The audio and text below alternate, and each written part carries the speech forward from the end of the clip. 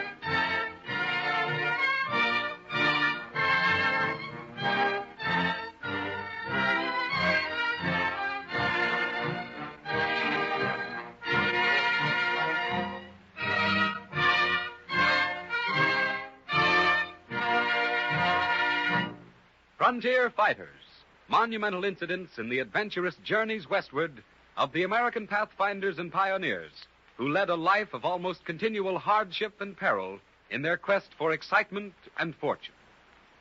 In recounting the enterprise and valor of those who explored and helped build the far west, we must not overlook the heroic roles that the missionaries played in this epic drama of wilderness conquest.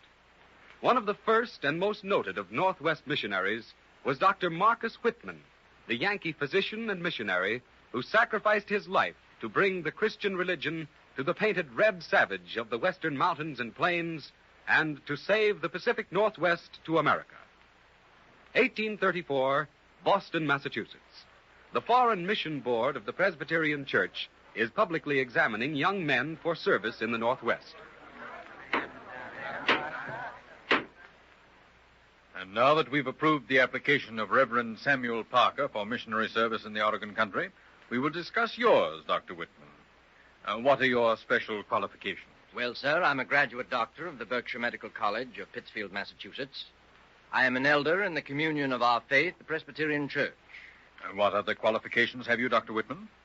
For several years, I've been preparing myself for missionary service by performing practical tasks in many lines. Hard labor, most of it. Your sponsors in Rushville, New York, your home, speak highly of you, Dr. Whitman. For which I'm grateful and humble. Spoken as befits a doctor of medicine and probably a missionary to the red savages of the Northwest. Then you will approve my application? Yes, I'm sure I will. I shall recommend that you become the companion of Reverend Parker to investigate religious conditions in the Oregon country.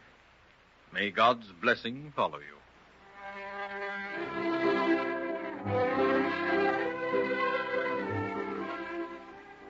Dr. Whitman and Reverend Parker found the far Northwest so promising a field for their labors that Dr. Whitman returned to Boston for permission to establish a permanent church in the wilderness.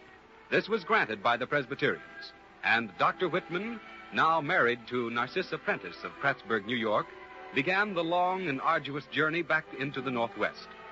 They were accompanied by the Reverend and Mrs. H. Spaulding, also newly married. Having left his convoy, Dr. Whitman, with one light wagon, determined to be the first to cross the Rocky Mountains on wheels. July 18th, 1835, the junction of Smith's Fork and the Bear River on the present Idaho-Wyoming boundary. Oh, Marcus, listen to me. You're laboring too hard. Why not leave the wagon here and carry our few belongings the rest of the way? No, Narcissa. With divine guidance and help, this wagon must be the first to reach the Oregon country. Dr. Whitman, with all due respect to your skill as a surgeon and your zeal as a missionary, you're a fool, sir. Fool or no fool, Reverend Spaulding, and with all due respect to your holy orders, this party is going to enter Oregon not afoot, but on 4 solid American-made wheels. Oh, look, Marcus. Toward that clearing in the pines yonder, on that mountain slope, straight ahead. White men, Dr. Whitman, beaver trappers, to judge by their leather costumes. Then let's hurry. Here, give me a lift, Spaulding, with this off wheel. It's lodged between these 2 rocks. That's fine. Well, I'd never have accomplished it alone. Hi, strangers. How are you? Welcome to the Rocky Mountains, sisters. Thank you, gentlemen. But why the jollification? Are women unusual in this neighborhood? Madam, you and the other lady are the first white women to ever cross the Rocky Mountains. Yes, and you're something the Honorable Hudson's Bay Company cannot get rid of. They may succeed in driving us out of this country, but they'll never get rid of you. Yes, sir. Old Mose is right. You two ladies have led the way into this mountain wilderness beyond which lies peace and plenitude, happiness, contentment, and prosperity.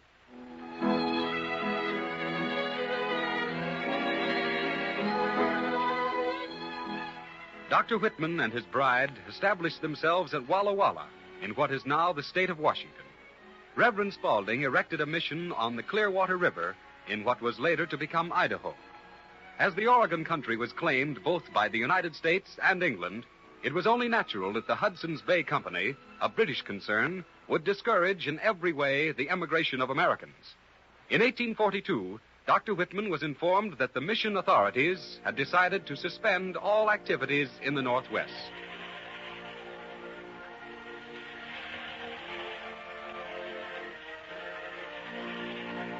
Narcissa. Yes, Marcus? Narcissa, I must go to Boston. In the winter time? Oh, Marcus, I'm sure God will be willing to wait until spring. No, I must go now. This mission cannot be suspended, and Oregon must be saved for the Union. I must see President Tyler to give him and his cabinet first-hand information of the great potential wealth of this country. What about the company? I will also tell them of the continual pressure brought against us by the Hudson's Bay Company, working for people who have no interest in America other than its exploitation for profit.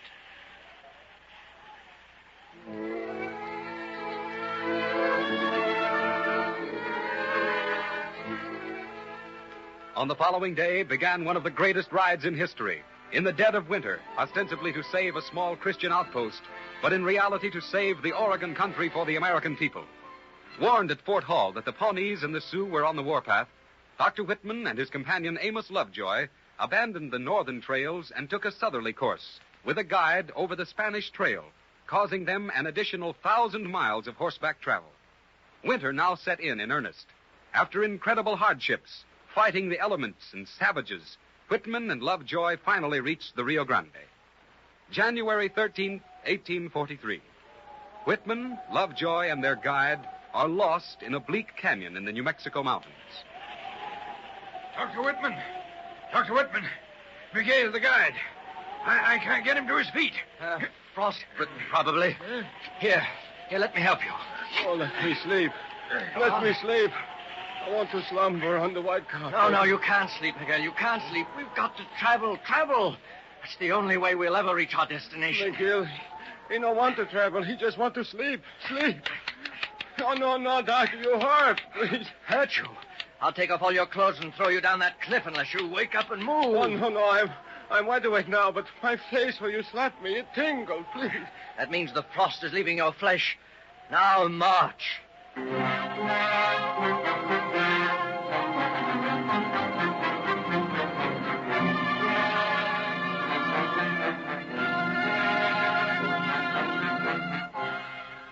Dr. Whitman finally reached Boston, where, after considerable dissent, the Foreign Mission Board reversed its decision.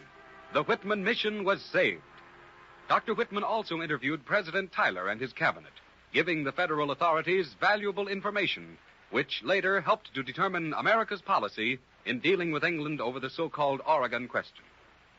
Back at his mission again, and his persecutors unable to shake his determination to win and hold the Oregon country for the United States, Dr. Whitman's career reached an atrocious climax. November 29th, 1847. My people die, O medicine man, and you do nothing. I am powerless, O chief. The pale-faced medicine man's magic is greater than mine. He is the servant not of the Great Spirit, but of the Evil One. Who told you this? A half-blood, a trapper of the Hudson's Bay traders. But the pale-face has given my people corn, saved them from starvation. He has healed them of their pain and extracted the arrows of their enemies. Only to secure their confidence, to prepare the good soil for the rotten seed. If your medicine cannot overcome this plague which has fallen on my people, what can I do? Make war. Make war against whom? Against the pale-faced doctor and his squaw who cast the spell of the spotted death over the red people of your glorious tribe. Show me proof of the white man's perfidy, and I will punish him. You demand proof.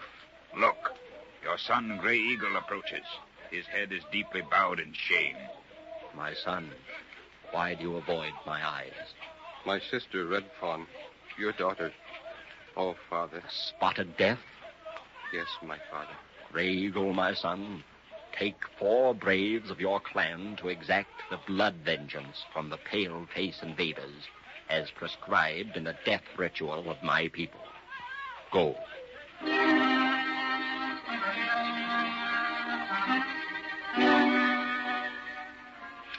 You look extra tired tonight, Marcus. I'll make you some tea. Yes, Narcissa, I'm very weary. Not with work, but with worry. Oh, I declare, if the Hudson's Bay Company don't leave us be, I'll give them a piece of my mind if I have to go all the way to England to do it. Wouldn't do you any good, my dear. Only make matters worse. Very well, Marcus. I'll hold my tongue. Anyway, until they start persecuting us again. All too soon, I fear. What do you mean, Marcus? Tonight, an Indian, one of our converts, brought me distressing news. Couldn't be worse than we've been hearing for months. But it is far worse. An epidemic of measles has attacked the Indians, and we mission people are held responsible. But you've worked yourself to skin and bones treating the Indian. Yes, I did my best. But who are we to question the will of God? Oh, Marcus! The window! Indians! I see them. Pray, my darling wife. Pray that God's will be done. Our Father who art in heaven. Oh, no. No, he's your friend. God's servant in this wilderness. Oh, no. Give them, Father. No. For they know not what they do. Forgive them. Oh.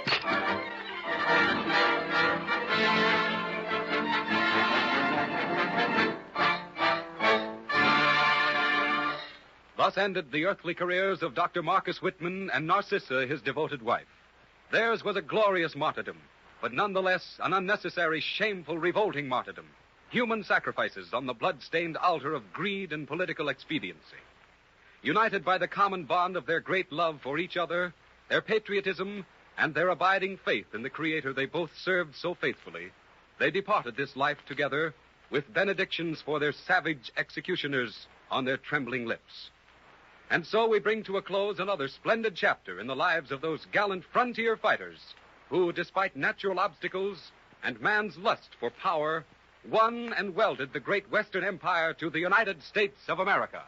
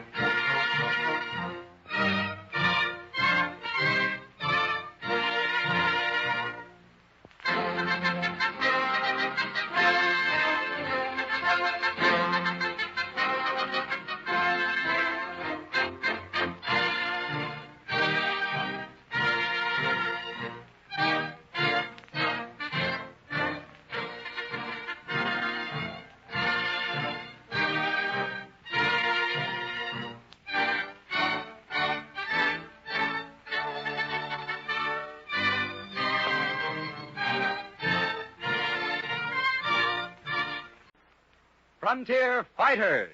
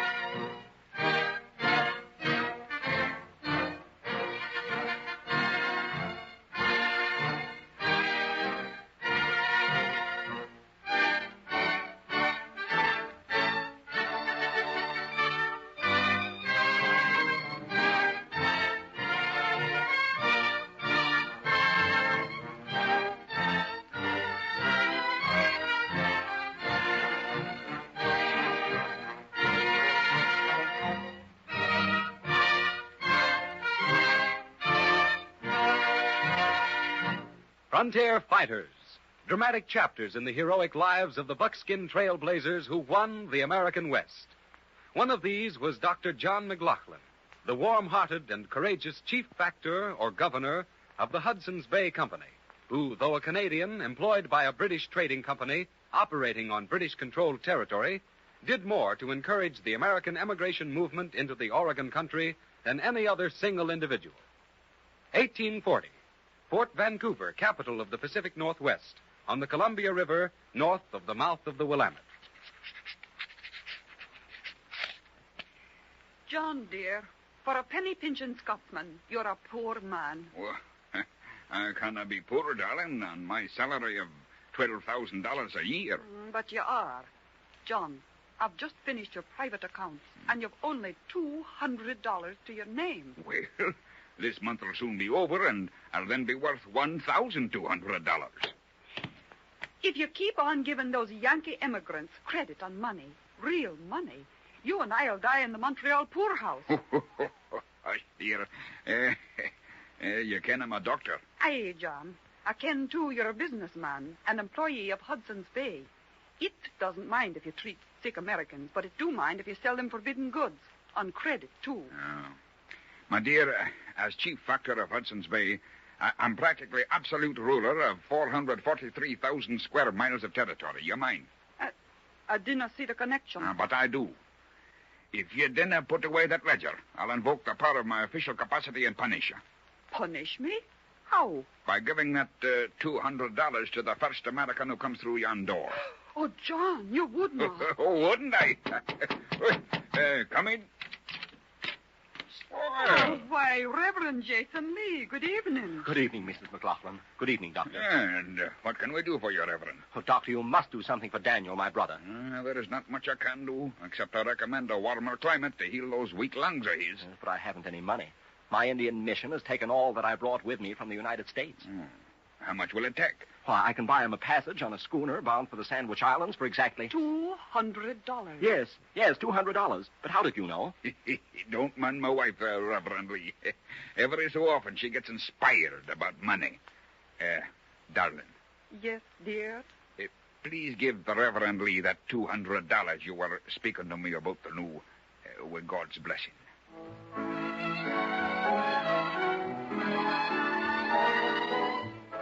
Unflinchingly loyal to the Hudson's Bay Company's interests, and more than generous and helpful to the American fur trappers, missionaries, and emigrants, fighting tooth and nail for a foothold in the Northwest, Dr. McLoughlin's tact and diplomacy was put to its severest test whenever the Indians went on one of their period rampages.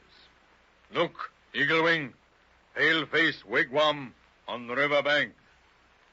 Built, I see a Thunderbird. It is big and built of the trees which belong to us. And it is filled with skins of animals which are ours, who have always held this land. When do we attack? At dawn, when pale faces sleep. I have spoken.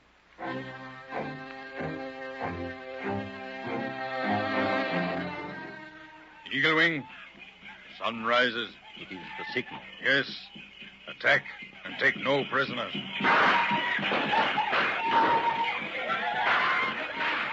Look, Thunderbird, the white squaw. I see her. She makes music with hollow reeds. What new medicine is this? Look, Chief, she comes nearer. A warrior squaw walking to her death. How low the pale face has fallen to send a squaw a sacrifice. Look, Thunderbird, your braves. They have laid down their arms. The magic reeds have enchanted them. She has bewitched them. You, Eagle Wing, will make the sacrifice. Kill her. I cannot, Thunderbird. She is a squaw. When red blood turns to white water, even a great chief is without power. I will speak to her. Aye? Speak, white devil squaw. I'm nae a squaw. I'm a Scot of the clan MacGregor. A pale-faced warrior? But your dress, it is a white squaw's. 'Tis nae a squaw's, but the kilt, sporran, and tam o' shanter of the Highlands of bonny Scotland. Why do you confuse my braves with your devil music? The white doctor is ready for the council. The council? Aye, the council. He's a canny one, our good doctor. He thought you'd forget the council, so he sent me to remind you. Come, and pipe your doon to Fort Vancouver.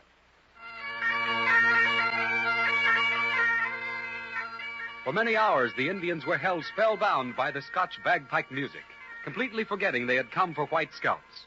When the exhausted piper was carried from the council chamber, The chiefs, hypnotized by the wild music of the fighting Highland clans, signed a treaty with Dr. McLoughlin never again to make war on Fort Vancouver. One evening, as Dr. McLoughlin entertained some of his friends in his cabin. This is indeed a droll situation. Jacques Bienville, a Frenchman. For my hero, the Wellington Duke, while the good doctor, an Englishman, chooses Napoleon. Well, if Dr. McLoughlin takes a Napoleon, so will I. But not Napoleon Bonaparte. Well, then Napoleon who? Dr. McLoughlin, I choose the greatest Napoleon of them all, Napoleon Brand. Come in. Where's Dr. McLoughlin? Oh, here near the fire. Well, why, Sir John, welcome unto Fort Vancouver. Sit you down and here spot of brandy. Not now, Doctor. Later, perhaps. Well, what's troubling your mind, Sir John? Doctor, I have a letter with me authorizing me... Oh, I can. Authorizing you to give me a good talking to. Admonish me to stop feeding the starving Americans. Cease giving them seed and farm implements. No, Doctor. It's more serious than that. Dr. McLoughlin, you've been dismissed from Hudson's Bay. Dismissed? Why, that's impossible, man. Hudson's Bay wouldn't... Why, they couldn't dismiss me. Here's the letter. I'll read it to you. No. I'll take your word for it. But, man, 'tis a blow. A terrible blow.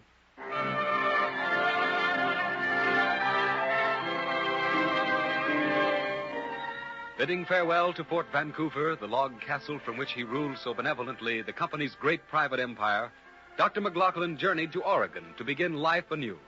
Here he built a saw and grist mill. But there were some Americans south of the Columbia River who did not prove as hospitable as the good doctor anticipated. Oh, look, John, coming up the hill. A mob of men. Oh, lost dear, it is no mob. Probably a delegation to implore my help in some great project. Oh, it is a mob, John. An angry mob. Listen. Oh, shut yourself in your mill, John. That mob's coming for you. Oh, but why for me? I ain't harmed anyone. Because you're Hudson's Bay's former chief factor and a hated man. This is the United States, John, not Canada. Oh, hush now. Here they are. That big fella in the beaver hat is their spokesman. Hark well to what he says. Quiet! Gentlemen, your numbers overwhelm me, and your enthusiasm leaves me speechless. Never mind the suet pudding, ye Hudson's Bay Company swine. But men, I'm no longer in the employ of Hudson's Bay. I've left Canada for good. I'm going to become a citizen of the United States. McLoughlin, you may have filed your intentions of becoming an American citizen. You may lead our 4th of July parades, and you may bribe our territorial lawmakers with high hats and fancy pipes. But, McLoughlin, you'll never become a citizen of our union. We'll see to it that you'll never own a single square foot of American land. Listen to me, you Yankee ingrate. Hush, darling, hush. John, I'm going to have my say if they kill me. American, before you stands one of North America's greatest men. His only mistake was that he loved and served humanity to such an extent that today Dr. John McLoughlin is a man without a country. Canada ignores him. The English despise him, and you Americans hate him. Why? I'll tell you why. For the great and lasting good he has done your countrymen in making safe the very ground on which you stand. More suet pudding. Nice honor, hog fat to serve American patriots like us. But talking won't do you a bit of good. We're here to teach you British you can't run Oregon. What are you going to do? Do? Why, McLoughlin, you renegade. You turncoat. You psalm-singing hypocrite. We're going to burn down your mill. Get going, boys.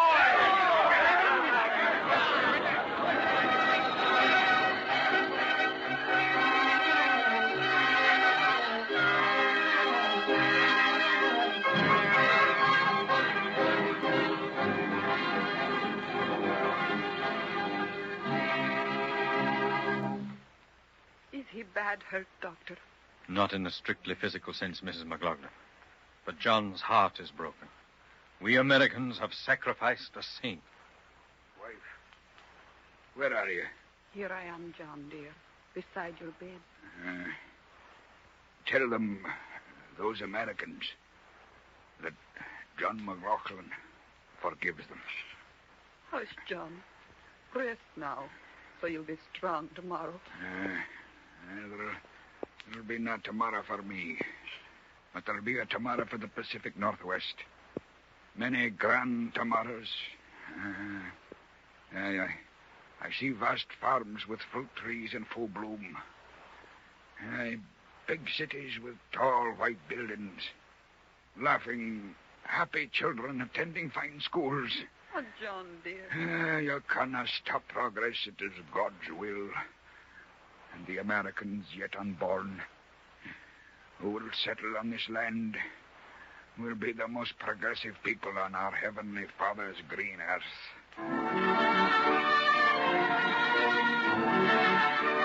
His pride crushed, even denied the right to own a single acre of American land, to become a citizen of the country he had grown to love. Dr. John McLoughlin, the man whom history has glorified as the father of Oregon, crossed the last frontier to great and everlasting immortality. Another glorious human document of the pioneers who penetrated the American wilderness and made it safe for those who sought the gold of peace and security in the land of the setting sun.